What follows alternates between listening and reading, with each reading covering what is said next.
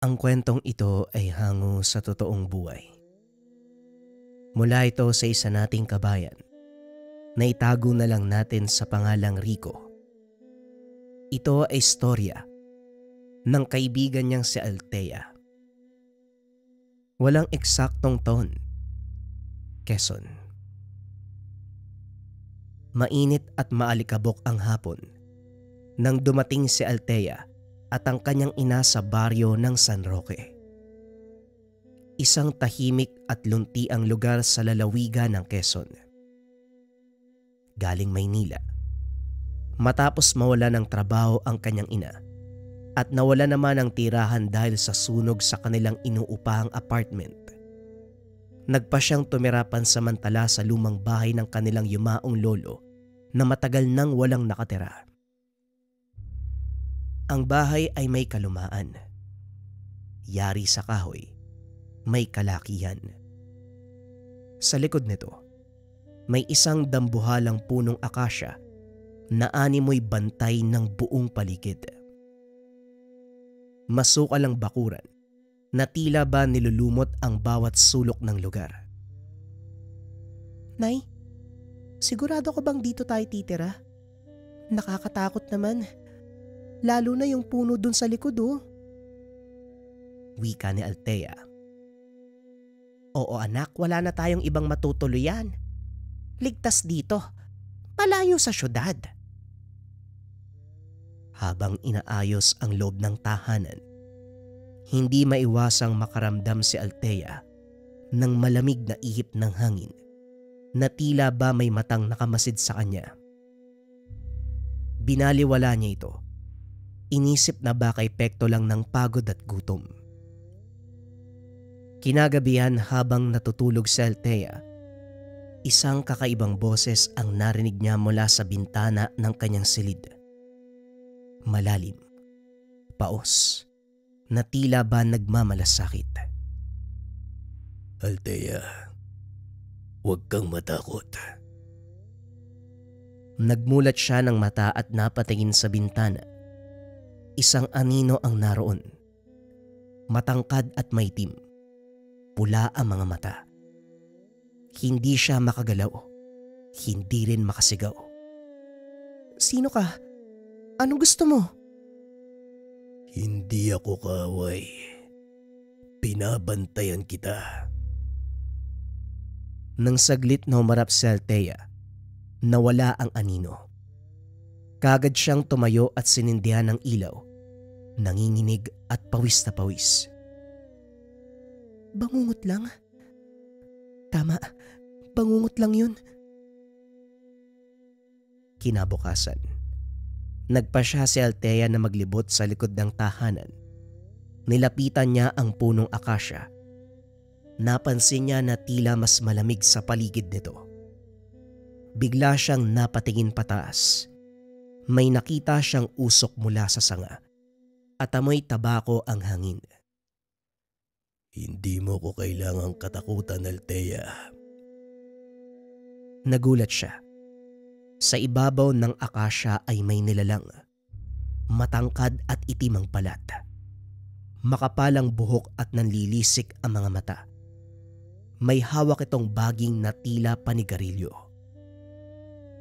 Teka, kapre ka? Ako si Dandoy. Matagal ko nang binabantayan ang lugar. Kaibigan ko ang iyong lolo. Nagulat si Althea. Hindi niya inasahan na totoo ang mga kwento ng mga engkanto't nilalang sa baryo. Ngunit sa kabila ng itsura, hindi niya naramdaman ang takot na naramdaman niya kagabi.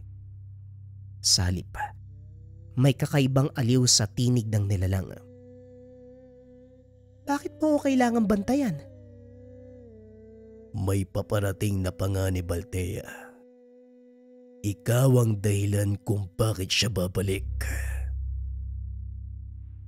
Samantala, sa kabilang baryo sa gitna ng masukal na gubat, isang matandang babae ang nagpipiga ng katas mula sa isang itim na halamang may tinik. Isa siyang kilabot sa mga alamat.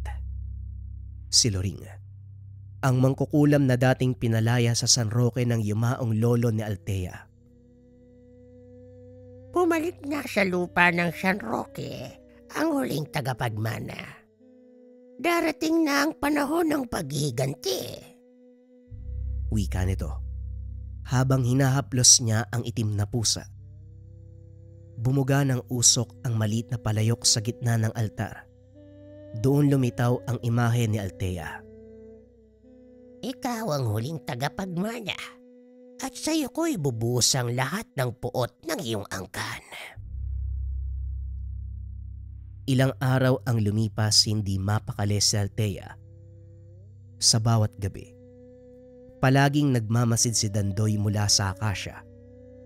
Napansin niyang lumalala ang mga bangungot niya. Kung saan may matandang babae na sinusubukan siyang sunugin habang tumatawa ng nakakaloko. Dandoy, sino si Loring? Isang makapangyarihang mangkukulam. Dating kaibigan ng iyong lolo. Ngunit tinaksil niya ang tiwala ng lahat. Inalay niya ang ilang bata sa baryo kapalit ng kapangyarihan. Pero bakit ako ang gusto niyang gantian? Ang iyong dugo. Taglay nito ang huling selyo na pumipigil sa kanyang pagbabalik. Nasa iyong ugat na nananalaytay ang lakas ng isang purong anting-anting. Hindi makapaniwala si Althea.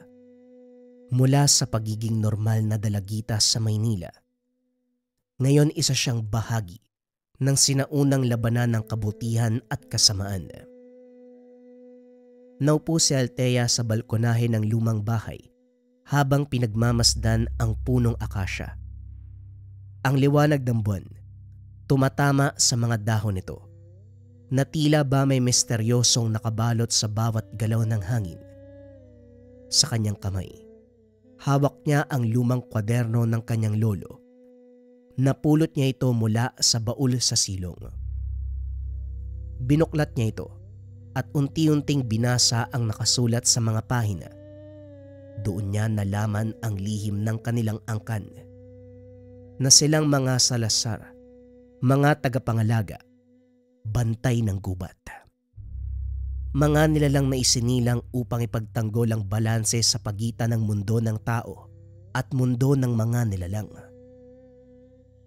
Si Lolo, hindi pala basta-basta manggagamot. Tagapagbantay? Ako ang susunod? Biglang humampas ang hangin. Sa isang iglap lumitaw sa harap niya si Dandoy. Dala ang amoy ng nasusunog na dahon at tabako. Ang kwaderno ay hindi lang alaala. Isa yang susi. Lahat ng kailangan mong malaman ay nasa loob niyan. Bakit hindi niyo sinabi kaagad? Ayokong madaliin ka. Ngunit mabilis ang paglapit ng kadiliman at kailangan mong malaman ang lahat. Bumukas ang isang pahina ng kwaderno. Doon ay may guwit ng isang babaeng may matulis na mata at katawan ng uwak. Si Loring. Si Loring ay hindi basta mangkukulam. Isa siyang dating tagapagbantay katulad ng iyong lolo. Ngunit nilamon siya ng kasakiman. Gusto niyang pagharian ng kadiliman. Anong kinalaman ko doon? Ikaw ang huling selyo, Althea. Ang dugo mong may lahi ng tagapagbantay ang kayang magsara muli ng lagusan. Patungong anito't lalim kung saan nakakulong ang tunay na anyo ni Loring. Para sa mga hindi nakakalam, ang anito't lalim ay uri ng mga sinaunang anito ng mga ninuno. Kadalasang pinamamahayan nito ng mga kaluluwa. Balik tayo sa kwento. Naupo si Althea. Nanlalamig ang kamay. Hindi niya alam kung paano niya kakayanin ang bigat na papel na inatang sa kanya.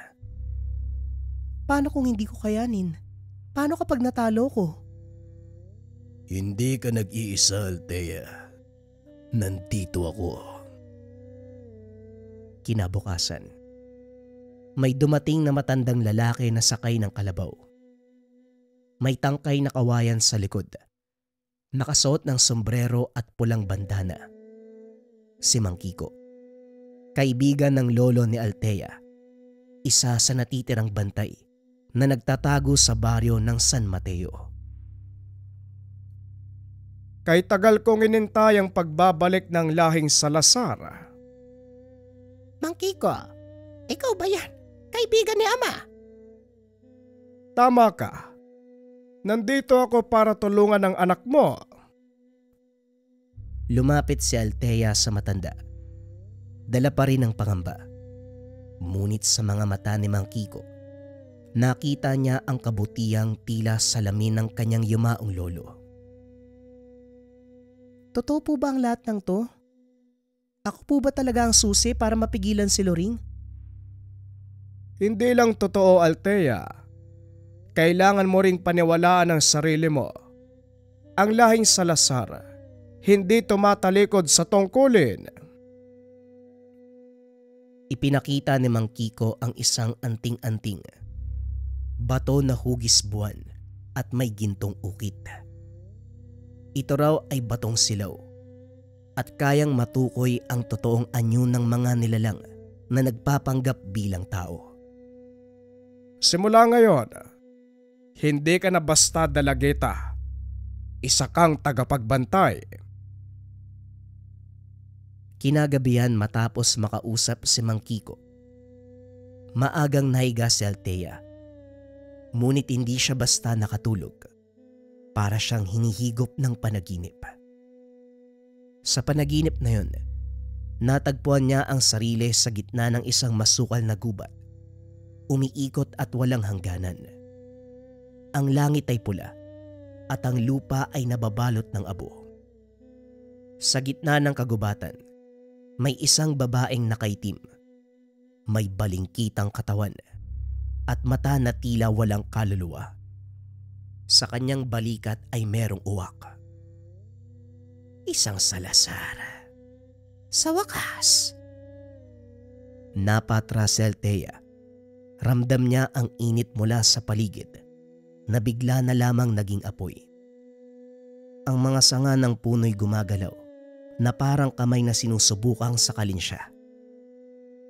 Hindi mo ko kayang takutin. Hindi mo ko matatalo.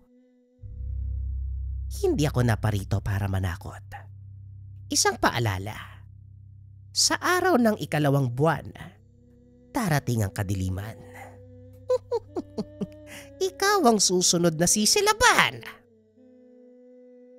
Biglang nagliyab ang lupa. Isang tunog ng sigaw ang narinig ni Althea.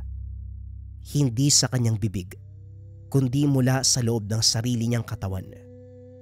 Isang panaghoy, isang hiyaw ng sinaunang alaala. Nagising si Althea na pawis, nanginginig. Napatingin siya sa kanyang palad. May bakas ng itim na abo. Pero nang humarap siya, nawala ang bagay na yun. Hindi to basta panaginip. Isang babala.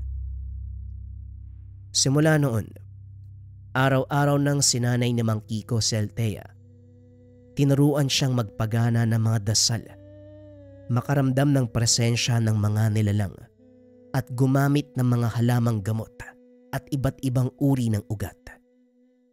Si Dantoy ay nagturo sa kanya ng pakikipag-ugnayan sa kalikasan, kung paano makikitungo sa hangin, lupa, apoy at tubig. Kailangan mo magtiwala sa iyong pangdama. Ang kalaban mo, magaling magkubli. Tandaan mo, Althea, kahit ang ilaw ay may aninong itinatago.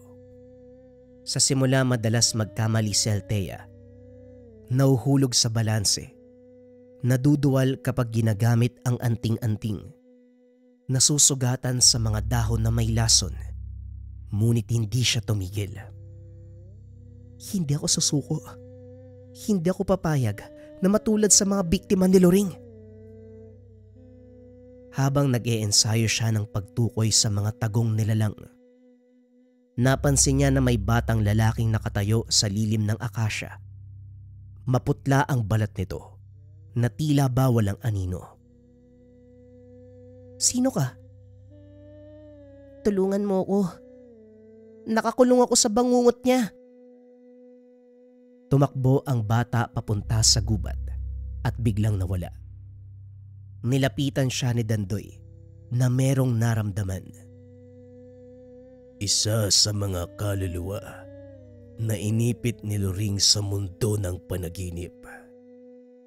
Kapag mas marami siyang kaluluwang nabitag, mas mabilis siyang makakabalik. Kailangan natin siyang iligtas.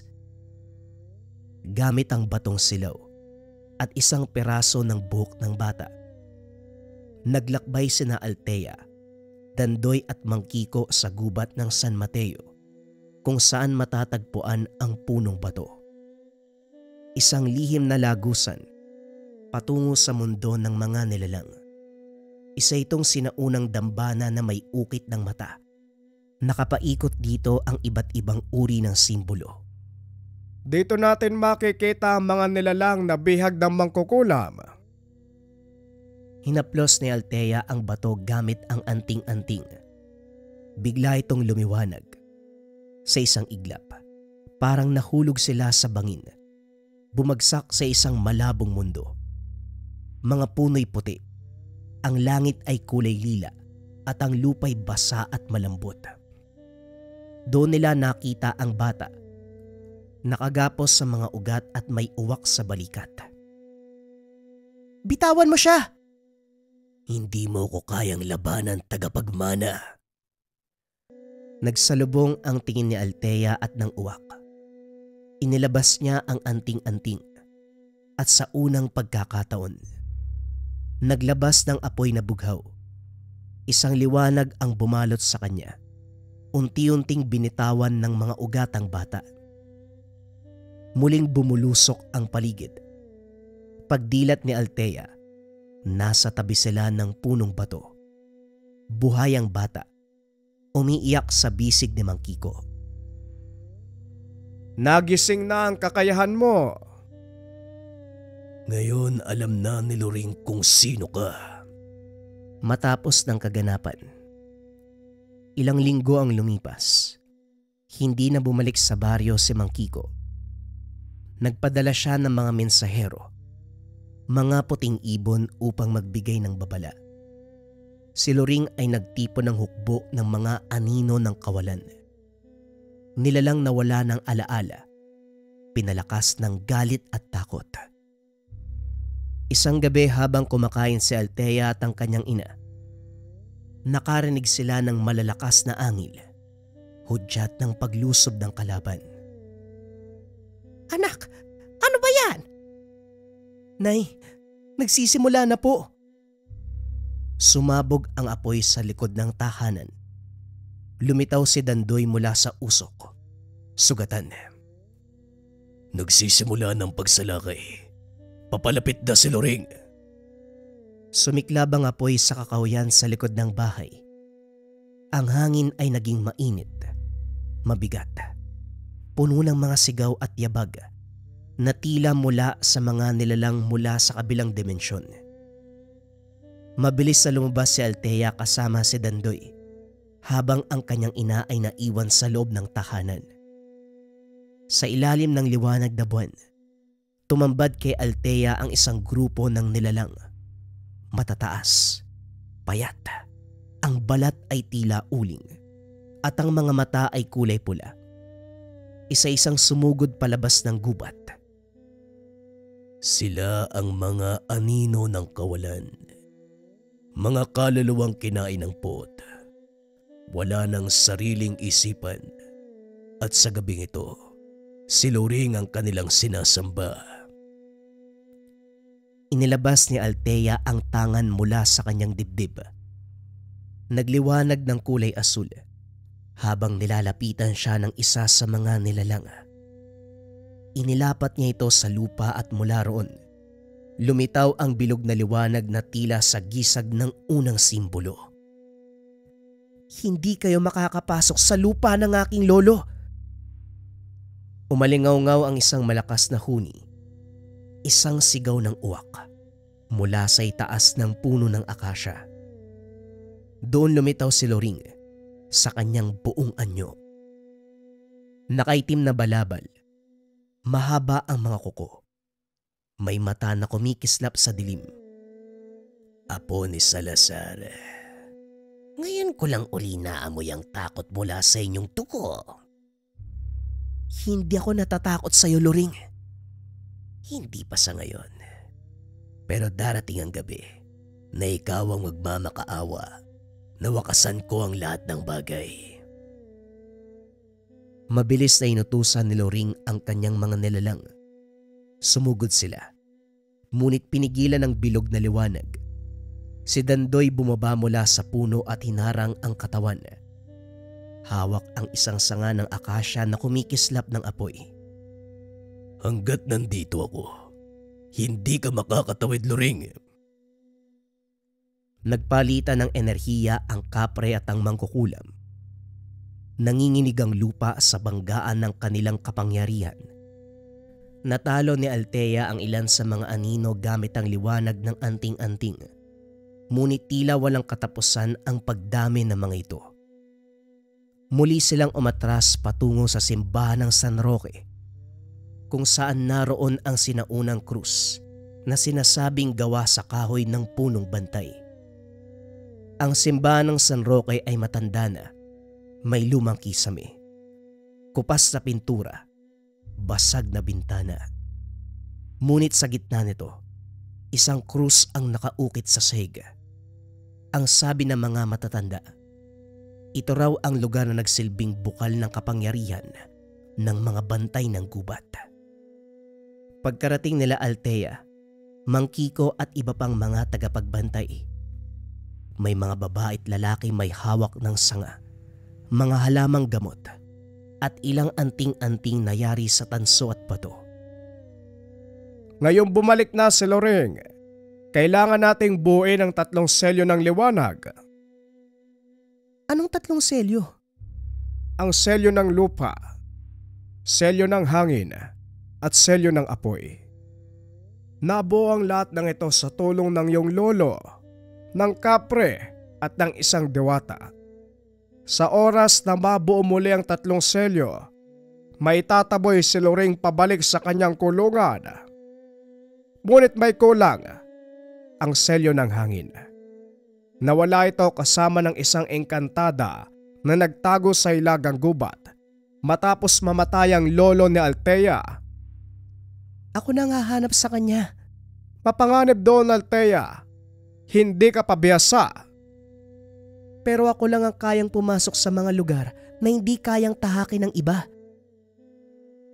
Mula sa kanyang tangan, lumitaw ang daan. Isang asul na sinag ng liwanag patungo sa ilaga. Mag-isang nilakbay ni Althea ang daan patungo sa ilagang gubat. Sa daanan ay sinalubong siya ng iba't ibang pagsubok.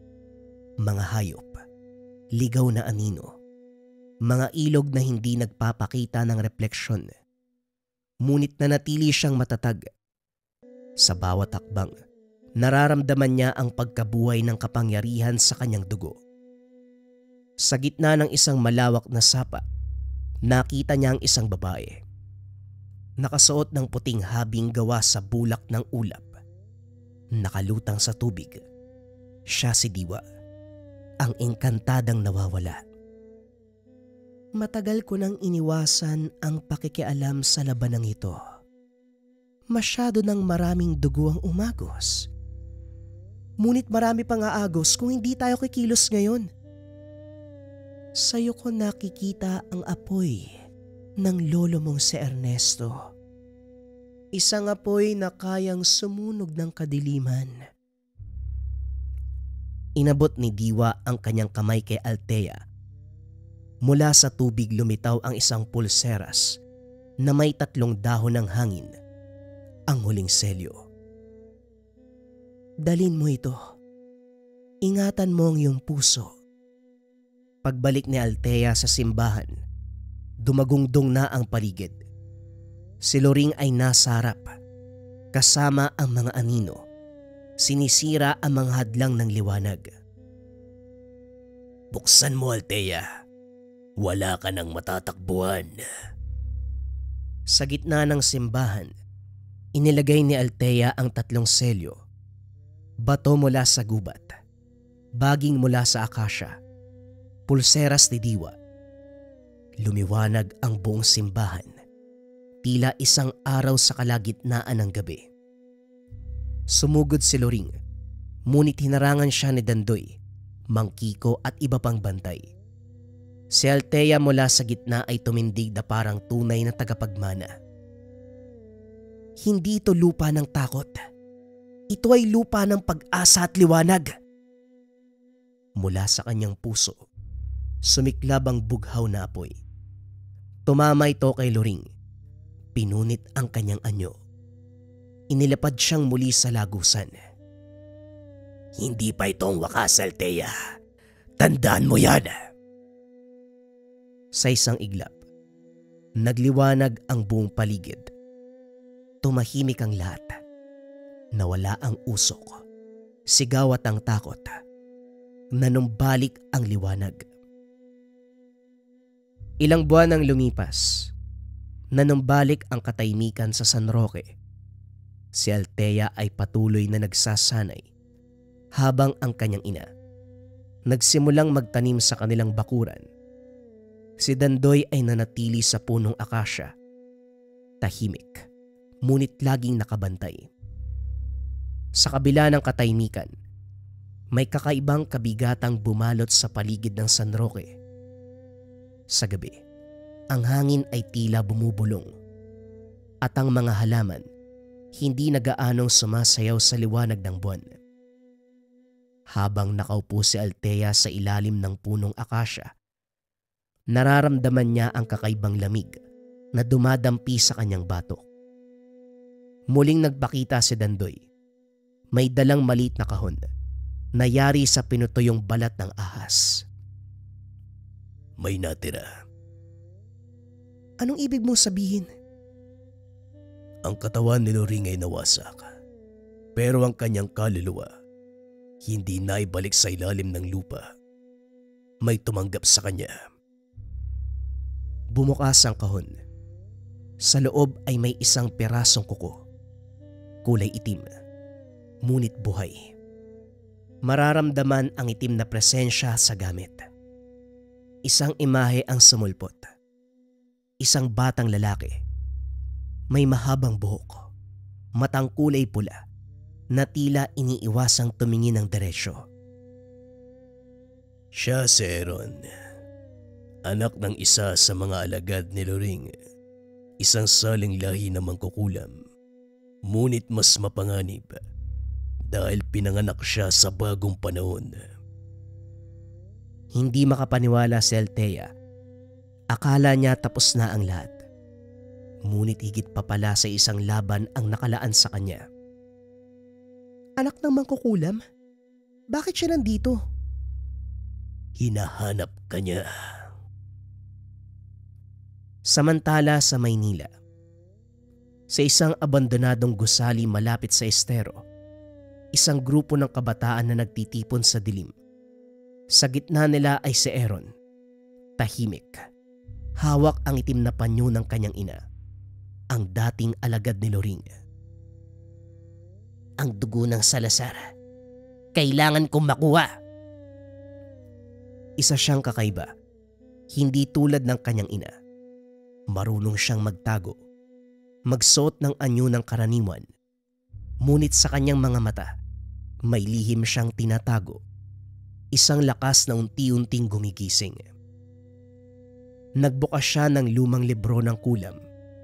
Sa gitna nito, isang guhit ng isang babae ang lumitaw. Si Althea. Hindi kita papatayin. Isasama kita. Si Althea ay abala sa pagsasanay. Napapansin niyang may mga bahagi ng kanyang panaginip na hindi niya nakontrolado. Sa halip na bangungot, May isang tinig na bumalabog sa kanya. Malambing, pamilyar, ngunit may halong panganib. Hindi ka ba naiinip? Palagi ka nalang nagbabantay. Paano kung ikaw naman ang sunduin? Sa panaginip nakita niya ang isang salamin. Sa loob nito ang sarili niyang anyo. Ngunit may pulang mata. Ano to? Ako ay ikaw. Ikaw ay ako. Kinabukasan nagising siya na may paso sa braso. Wala naman siyang nabangga. Lumingon siya sa paligid. Sa bintana ng kanyang silid, may tatak na itim.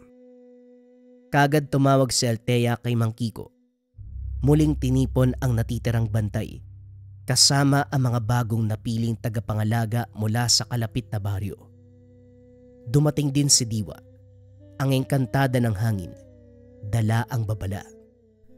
Ang multo ng lumang kasamaan ay hindi lang bumalik. Ito'y isinilang sa bagong anyo. Wika ni Diwa. Kung si Loring ay apoy ng lumang panahon, si Aaron ay apoy ng makabagong puot. Pinagkaitan, ginalit ng mundo, patuloy na naghahanap ng katotohanan. Nagpasya silang bumuo ng panibagong 3 selyo. Ngunit ngayon, kailangan din nila ng bagong tagapagpadala ng liwanag. At ang isa sa kanila, maaaring hindi tao. Sa huling gabi, bago ang ika-60 araw mula nang bumagsak si Loring, naramdaman ni Althea ang matinding kirot ng kanyang dibdib. Sa kanyang mga mata, lumitaw ang liwanag ng sinaunang lahi. Ngunit sa kanyang puso, may itim na titik na nabubuo. Nagpakita si Aaron sa kanyang panaginip, ngunit hindi upang makipag-away. Hindi ba't pareho tayong iniwan ng ating mundo? Ako tinanggihan ng liwanag. Ikaw, isinubo ng tungkulin. Pagsamahin natin ang ating lakas. Kung pagsasamahin natin ang liwanag at dilim, ano tayo? Isang panibagong simula. Nagising si Althea. Hawak niya sa palad ang isang hibla ng buhok na hindi sa kanya. Itim, tuwid, at may halimuyak ng usok. Sa labas ng kanyang bintana nakita niya si Aaron, nakatayo sa lilim ng akasya. Ngumiti ito, nawala sa isang kisap. Muling sumapit ang gabi. Tahimik ang San Roque. Ngunit hindi matahimik ang puso ni Althea. Alam niyang hindi pa tapos ang lahat. Sa gitna ng katahimikan bumalik siya sa ilalim ng punong akasya, ang lugar kung saan nagbago ang takbo ng kanyang buhay. Naroon si Dandoy, nakaupo sa sanga, tahimik na naninigarilyo gamit ang kanyang baging. Sa tabi niya, isang maliit na ibon ang tila nakikinig din. Nararamdaman mo rin ba? Oo, parang may nag-aabang. Hindi ko alam kung kaaway o kasama. Mula sa dilim biglang lumitaw si Aaron, hindi bilang kaaway, kundi bilang isang taong pagod, basag, ngunit mulat. Walang apoy sa kanyang mata. Sa halip may bakas ng pag-unawa. Hindi ko siya pinili. Nagkatinginan sila. Walang laban. Walang sigawan. Ilang sandaling puno ng posibilidad. Mula sa kanilang pagitan, lumipad ang isang dahon ng akasya, tumama sa liwanag ng buwan at nanginginig. Kinabukasan walang bakas na Aaron, parang panaginip lamang. Ngunit may iniwan siyang tanda. Isang kwintas sa may 2 bato. Isa ay bughaw, isa ay itim. Isinuot ito ni Althea habang tinatanaw ang silangan. Hindi niya alam kung kailan muling gugulo ang mundo. Pero isa lang ang sigurado, palagi siyang handa. Kung muli mang dumilim, ako ang magiging ilaw. Sa ilalim ng akasya, tahimik siyang lumakad palayo. Hindi na bilang dalagita mula sa Maynila, kundi bilang bantay ng dalawang mundo. Bagong kwento pa rin ang kasunod mga kabayan. Ito ay tungkol sa karma ng pekeng manggagamot. Simulan na ang storya. Ang kwentong ito ay hango sa totoong buhay. Mula ito sa isa nating kabayan na itago na lang natin sa pangalang Rico. Walang eksaktong taon. Kapis. Bata pa lamang namulat na si Rico sa katotohanan. Bagamat simple ang pamumuhay sa probinsya, hindi masasabing madaling kumita ng pera. Mas mura man ang bilihin, hindi naman sapat ang salapi upang matustusan ang pangangailangan. Isa sa mga halimbawa ang presyo ng bigas. Bagamat 20 pesos na bigas ang pinapangarap ng mga residente, sa mga katulad ni Rico, alam nila na hindi madaling kitain ang ganong halaga. Ilang taon nangangalakal ng basura ang ama ni Rico. Kahit magdamag na magtrabaho, ang 4 na sako ay may bebenta lamang sa halagang 15 pesos. Hindi sapat upang makabili ng mga pangunahing pangangailangan. Bagamat mahirap, nagpapasalamat pa rin si Rico dahil meron silang tirahan. Isang kubong pinamana ng inang Yumao at siyang ibinigay sa mag-ama. Isang araw nakita ni Rico ang ama sa labas. Nagpapakulo ito ng tubig at kung anong halaman ang inilagay doon.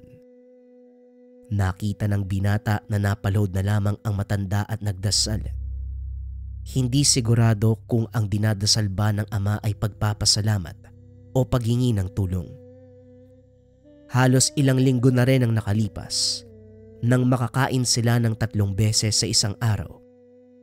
Madalas kasi, 1 beses lang o wala pa. Napatigil sa pagdarasal ang ama nang may lumapit sa kanya. Isang babae na tila nasa 25 hanggang 30 taon. Nangingi ito ng tulong upang gamutin ang anak. Akala ng ama ni Rico na nagpapatulong lamang ang babae na magpabuhat at dali ng anak sa pagamutan. Kaagad namang sumunod ang bata sa ama. Dahil sa edad, sigurado si Rico na hindi kakayanin ng ama na magbuhat ng kahit anong mabigat. Kaya naman laking gulat ng dalawa nang magpasama ang babae sa kanila na gamutin ng anak. Bago pa man masabi ng ama na nagkamali ang babae, halos maiyak sa tuwa ito kaya hindi kaagad nakaimik ang dalawa. Mabuti na lang ho talaga nakita ko kayo. Ilang araw na ako naghahanap ng manggagamot sa bayan eh. Sa awa ng Panginoon nakita ko kayo. Hindi ko kasi kayang dalhin yung anak ko sa pagamutan. Kulang sa pera eh. Wika ng babae. Hindi sigurado ng ama kung ano ang sasabihin. Bagamat naaawa siya sa babae, alam niya na hindi na siya makakatulong sa mag-ina. Lalo na't wala itong alam sa medisina. Hinawakan ni Rico ang bata.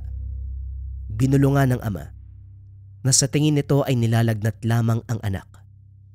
Sakitin din kasi si Rico, kaya pamilyar ito sa sintomas. Dahil sa sinabi ng binata, kaagad kumuha ng malinis na tubig ang ama. Kumilos na ito. Sa isip na Rico, mukhang mag-isa lamang ang babae at dahil bata pa, maaaring hindi lang ito pamilyar sa mga simpleng sakit katulad ng lagnat. Hindi yon ginamit ng binata upang husgahan ng babae. Maaaring katulad nila, Yumao ang malas sa buhay, naiwan mag-isa upang magtaguyod. Bago pa tuluyang umalis ang mag-ama, naghabilin ang mga ito sa kung ano ang mga dapat at hindi dapat gawin upang bumilis ang paggaling ng bata. Bagamat hindi mayaman, nagbigay ng kaunting halaga ang babae Nung una tinanggihan ito ng ama. Ngunit nagpumilit ang babae. Nagpasalamat ang dalawa at umalis na. Si tatay naman tatanggihan pa yung bibigay ng babae sa atin eh. Alam mo naman na kailangan natin yun, di ba? Wika ni Rico. Aba syempre anak, ako nga na lalaki hirap na. Paano pa kaya yung babaeng yon? Mas mahirap ang buhay, lalo na't bata pa, mag-isa na lamang ang nanay. Hindi ka ba naawa sa kanya? Simpleng lagnat lang, hindi niya alam ang gagawin. Ay nako, malaki ang posibilidad na masamantala ang isang katulad niya. Huwag sana tayo maging ganun anak. Tandaan natin bilog ang mundo. Kung ano man ang gawin natin sa kapwa, ay siya ring babalik sa atin. Wika ng ama. Masayang umuwi ang dalawa ng araw na yon. Sa wakas ay nakabili ng pagkain. Hindi na puro pinakuluang halaman at gulay ang matitikman ng araw na yon. Kagad nagdasal ang dalawa upang magpasalamat at humiling na sana magpatuloy pa ang grasyang pinagkalob sa kanila. Tay, kung pagkain lang naman ang problema natin, bakit hindi na lang tayo magsaka o magbukid? O kaya naman magtanim na lang tayo sa bakuran para hindi na tayo mamroblema. Pwede mo namang subukan ulit anak. Ilang taon ko na kasing ginagawa yan. Pero kung makikita mo ang lupa sa bakuran natin, tuyong-tuyo, paanong mabubuhay ang mga pananim doon? O sige po tay, alamin ko kung paano papatabain ang lupa sa bakuran. Naisip ko pa lang naman eh. Pero nakakatawa no? Tuwing magugutom ka, pwede ka nalang pumita sa labas. Natuwa ang mag-ama. Masaya itong puno ng pag-asa ang anak kahit mahirap ang buhay. Tulad ng sinabi ng binata, inalam nito kung paanong magtanim sa bakuran. Sinubukang kaibiganin ang mga residente. Nung una ay hindi naging madali, lalo na't hindi siya kilala ng mga tao. Ilang beses sinungitan at pinaalis ang binata, ngunit hindi ito sumuko. Paminsan ay tumutulong si Rico sa mga oportunidad na maaaring kailanganin siya, tulad ng pagbubuhat ng kagamitan, pagbibigay ng direksyon at iba pa. Kalaunan naging maganda ang pakikitungo sa kanya. Isang beses pagkatapos tumulong na Rico sa pagbubuhat ng mga paninda ng isang matandang babae, laking gulat ng binata nang abutan siya ng 100 piso. Ni minsan, hindi nangingi ng kabayaran si Rico na siyang alam ng mga residente. Ang pakay lamang niya ay alamin kung paano magtanim at kung paano patabain ang lupa. Hindi niya inasahan na sa paghanap na iyon, magkakaroon siya ng kita kahit papano. Ni minsan hindi nangingi ang binata, kaya naman nagkukusa ang mga residente na abutan ng binatilyo, lalo na't nakikita nila kung gaano ito kasipag. Umuwi ang binata na may dalang hapunan sa tahanan. Masaya ang ama sa ginawa ng anak. Pero kahit kapos na sa pera, ni minsan hindi humingi ang ama kay Rico kung ano ang kitain ng bata. Kanya lamang ito na siyang ikinakasaya ng binata. Tay, sige na po. Tanggapin nyo na. Hindi naman ako araw-araw nagbibigay eh. Kaya sana, kunin nyo na. Konting regalo lang to oh. Dadalawa na nga lang tayo. Isipin nyo na lang, pagpapasalamat ko to sa'yo. Anak, itabi mo na lang yan. Hindi mo alam balang araw baka kailanganin mo. Sige na, ako naman ay nagpapasalamat pero itago mo na lang yan. Hindi na nagpumilit pa ang binata. Sinunod ang payo ng ama at tinabi ang pera. Nagpatuloy si Rico sa pagpunta sa bayan.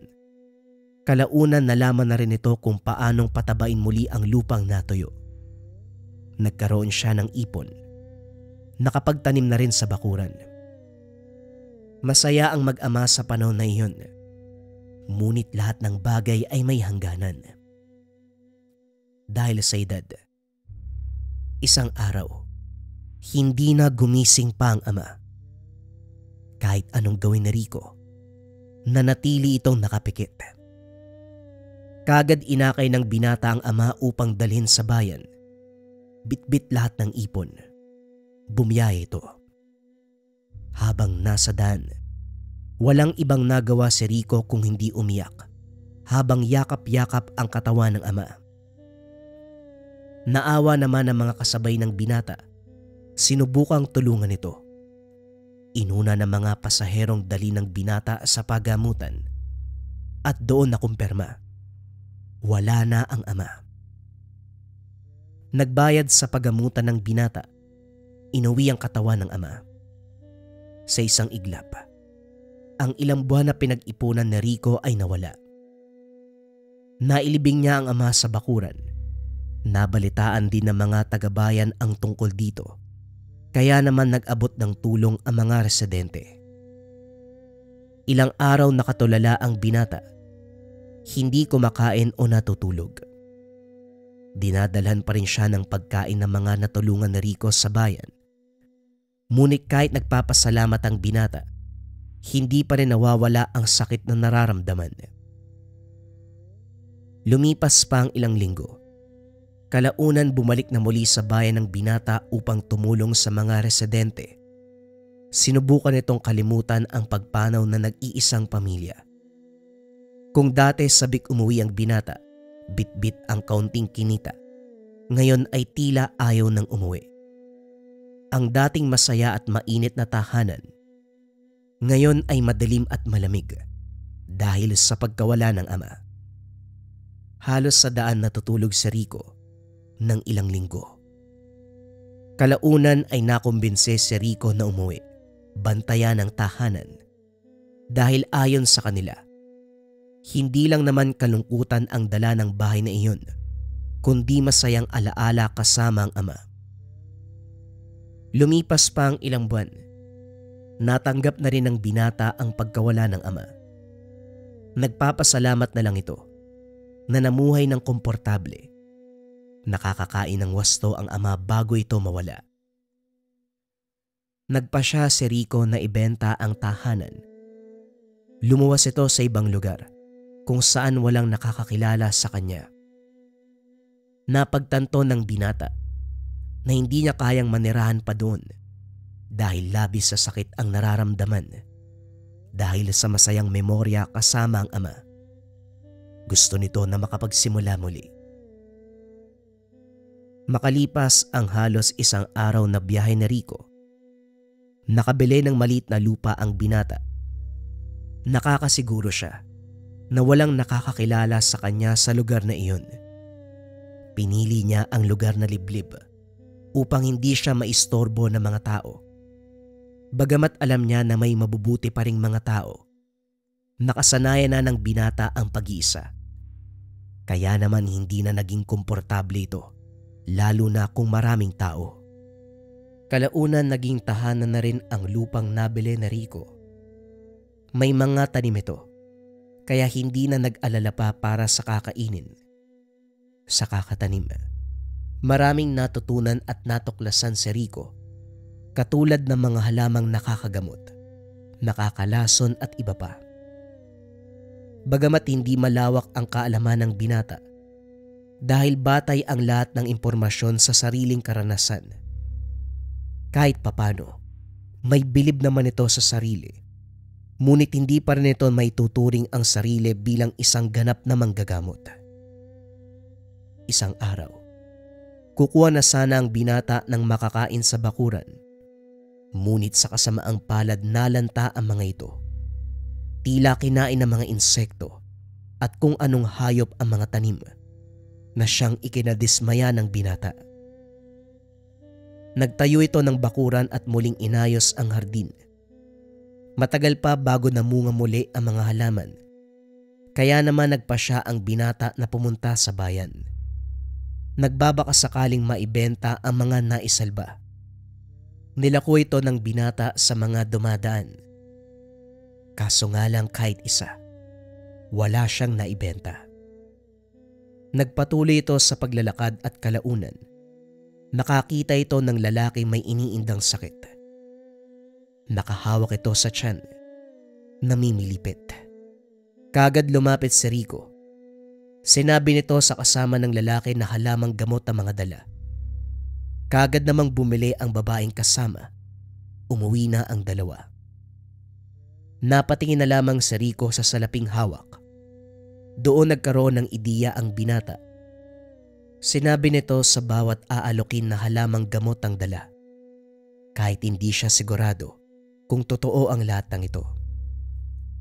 Hindi makapaniwala si Rico na kagad naubos ang paninda. Ang iba ay nagbayad ng doble para lamang mapunta sa kanila ang halaman. Umuwi si Rico. Hindi mawari ang nararamdaman.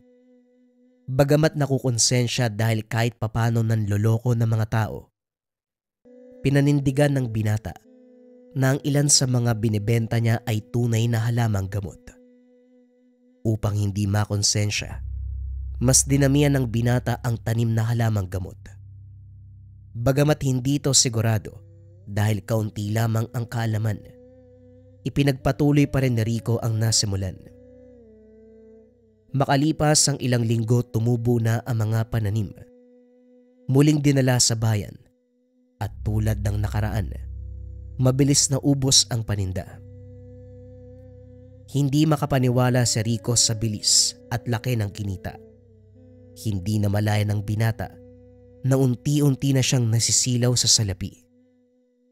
Dahil sa produkto ni Rico, kalaunan na pagkamalang manggagamot, ngayon ay 30 anyos na ang binata.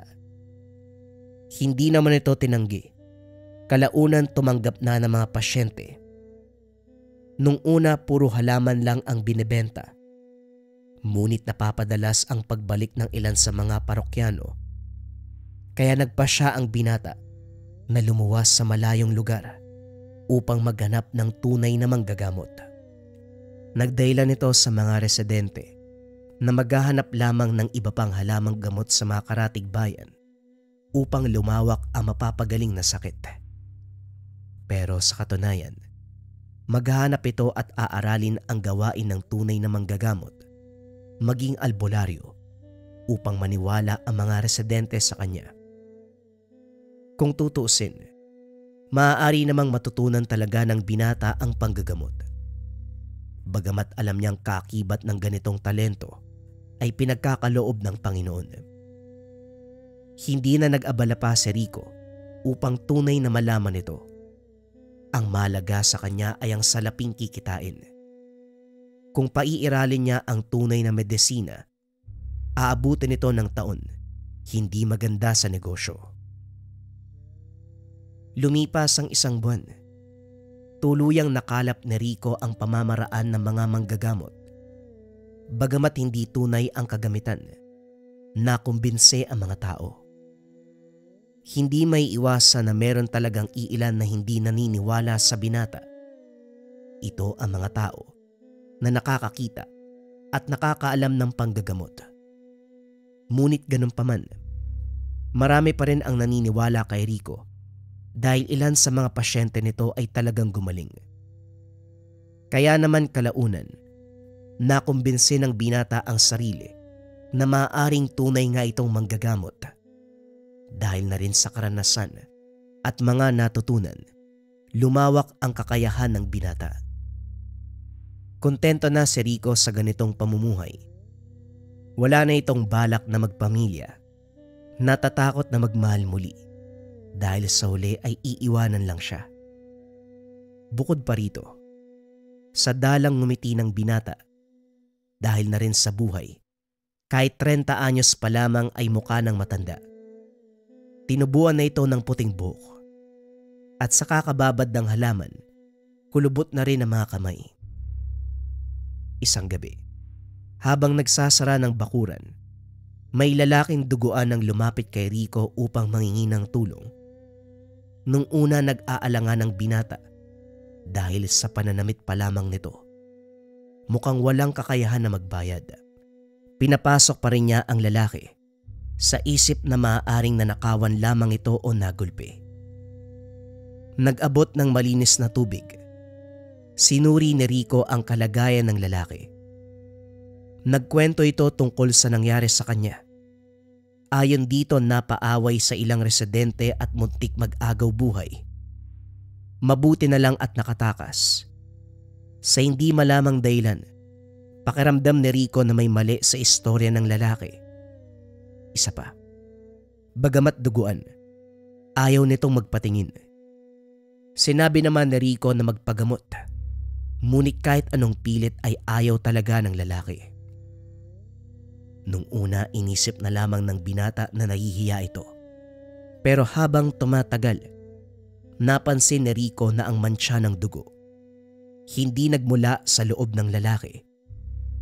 Napaisip ang binata kung ano ang dapat gawin sa panahon na iyon. Ganun ba?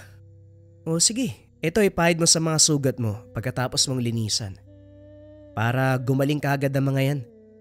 Gabing-gabi na. Ito pa, magbaon ka para sa biyahe mo. Wika ni Rico habang inaabot ang halamang gamot. Binuksan nito ang pintuan. Hindi na maganda ang kutob ng binata sa bisita. Pasensya na kayo, Manong. Pero hindi ko kayang bayaran.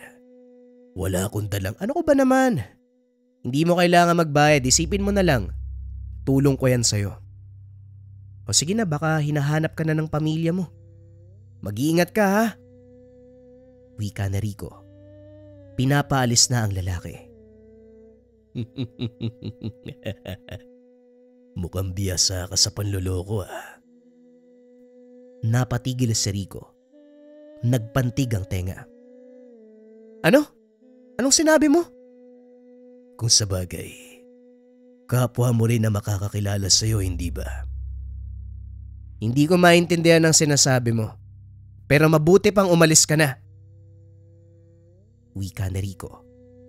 Halos itulak na ang lalaki palabas. Napagtanto kagad ni Rico. Napakabigat ng lalaki. Bagamat mas maliit ito sa kanya, tila triple ang timbang. Kinabahan na ang binata dahil hindi niya alam kung ano ang pakay ng bisita. Pero sa kutob niya, hindi ito maganda. Ganito ba talaga yung mga kabataan ngayon? Matapos mong tulungan, iinsultuin ka pa. Hindi umimik ang lalaki. Ngumiti lamang ito at tahimik na lumabas. Kinandado ng binata ang tahanan. Sinarado lahat ng bintana at pintuan. Sinigurado na wala na ang lalaki kanina. Hayop na yan. Walang utang na loob. Ilang araw naging alisto ang binata. Inaabangan na baka bumalik ang lalaki. Hindi pa rin matukoy ang pakay. Minsan nagsisisi na lamang dahil sa engkwentrong iyon. Napagtanto ni Rico na hindi dapat lahat ay tinutulungan. Ang dating tahimik na bayan ay biglang napuno ng ingay at takot. Nagkalat ang mga bangkay. Bagamat hindi kilala ang mga ito, nagdulot pa rin ng alarma sa mga residente. Ano ba naman kayo? Manggagamot lang ako. Hindi manghuhula para alamin kung saan galing ang mga kamatayan. At lalong-lalo na, hindi rin ako salamangkero na bumubuhay ng patay. Ang kaya ko lang gumamot ng mga buhay pa. Hindi niya mawari kung bakit dinidiin ng mga tao na alamin niya ang sanhi ng mga bangkay at buhayin pa ang mga ito. Tila sumakit na lamang ang ulo dahil parang hindi makatwiran ang hinihingi ng residente. Araw-araw may lumalapit kay Rico tungkol sa parehong problema. May hindi kilalang bangkay ang natagpuan sa bakuran, kaya lumapit ang residente kay Rico upang mangingi ng tulong. Sa sobrang inis, sinarado muna ang tahanan at hindi tumanggap ng pasyente ng 1 linggo. Nang lumamig ang utak at kumalma, napagpasya ng binata na silipin ang mga bangkay na bumubulabog sa bayan. Isang hapon habang naglalakad sa bayan, nakita nito ang komosyon. Tinignan kung ano ang pinagkakaguluhan ng mga residente. Bagamat inilarawan ng mga tao ang itsura ng bangkay, iba pa rin ang talagang aktwal na makita. Halos madawal ang binata nang makita ang kalunos-lunos na itsura. Hindi na namukaan pa ang katawan sa sobrang lasog ng itsura. Tila hindi kayang gawin ng normal na tao. Halos mabalata ng buhay ang biktima. Labas ang mga lamang loob. Nakapalupot ang bituka sa leeg. Para bang bali-bali ang mga buto. Durog ang mukha at katawan, kaya hindi na makilala. Sa kabutiang palad wala namang nabalitaang nawawala. Kaya nakakatiyak sila na hindi kabayan ang nabiktima. Ganun pa man, kaawa-awa pa rin ang sinapit nito. Kaya naman pala ganyan ang reaksyon ng mga residente. Ito pala yung nangyari. Kung araw-araw ba naman ganito ang nakikita nila, kahit ako matataranta.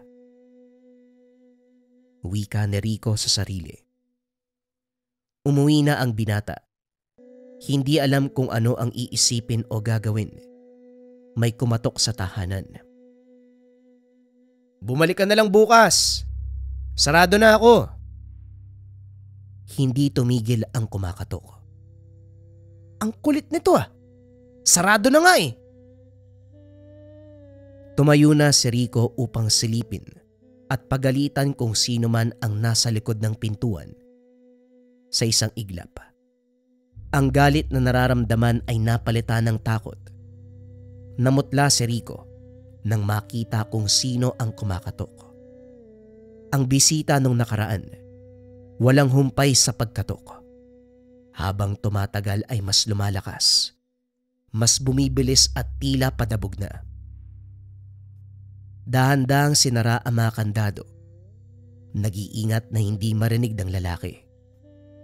Dahan-dahang naglakad upang lumabas sa pintuan sa likod ng bahay. Dala-dala ang salapi. Tuluyang lumabas at hindi na lumingon pa. Alam ni Rico na kaduwagan ang ginawa. Pero alam niya, kung ano man ang lalaking iyon, hindi ito tao. Naalala ang kalagayan ng mga bangkay. Hindi mawala sa isipan na maaaring siya na ang susunod sa mga ito. Nang makalayo, nagmasid sa paligid, natatakot na maaaring masundan ng lalaki. Bagamat ni minsan, hindi ito nakainkwentro ng nilalang katulad ng mga aswang. Kakaibang takot ang binigay ng lalaking iyon, na tila hindi lang ito lalaki may masamang balak, kung hindi isang nilalang na hindi maganda ang gagawin. Yakap-yakap nito ang mga salapi. Dumayo sa kabilang bayan upang magtago sa nilalang. Kalaunan pinagpatuloy pa rin ang pagbebenta ng halamang gamot. Nagkaroon ng bagong tahanan.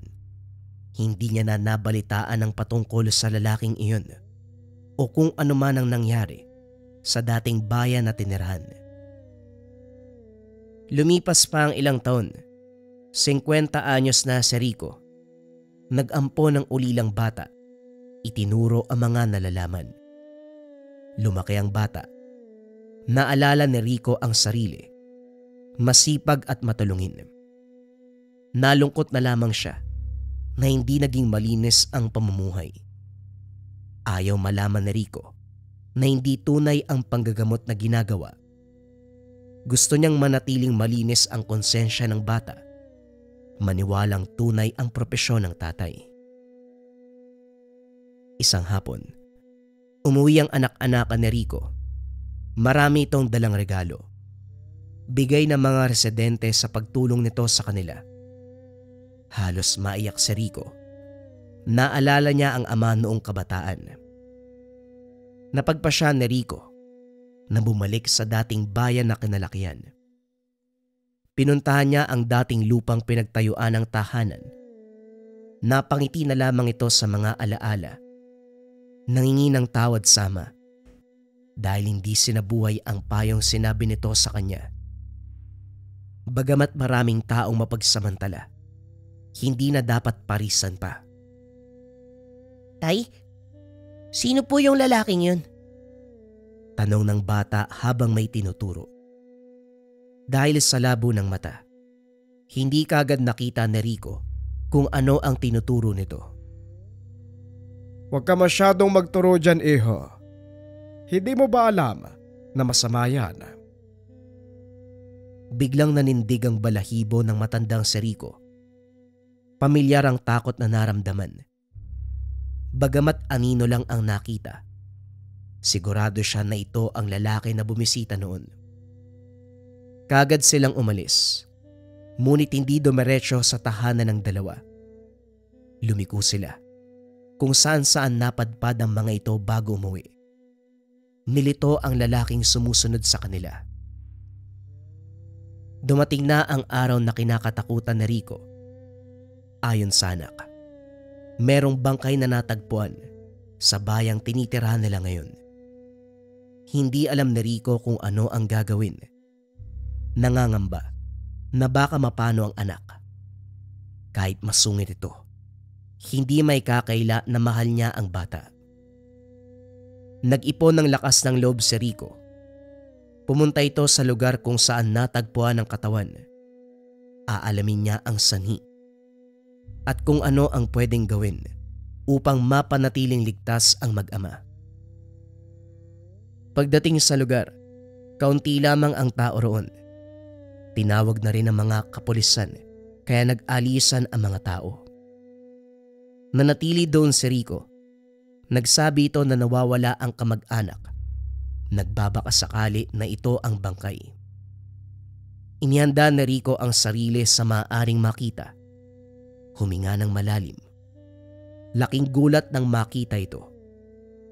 Bagamat ilang taon na ang lumipas, nakakasigurado si Rico na ito ang lalaking bumisita noon. Katulad ng bangkay na nakita, kalunos-lunos ang itsura.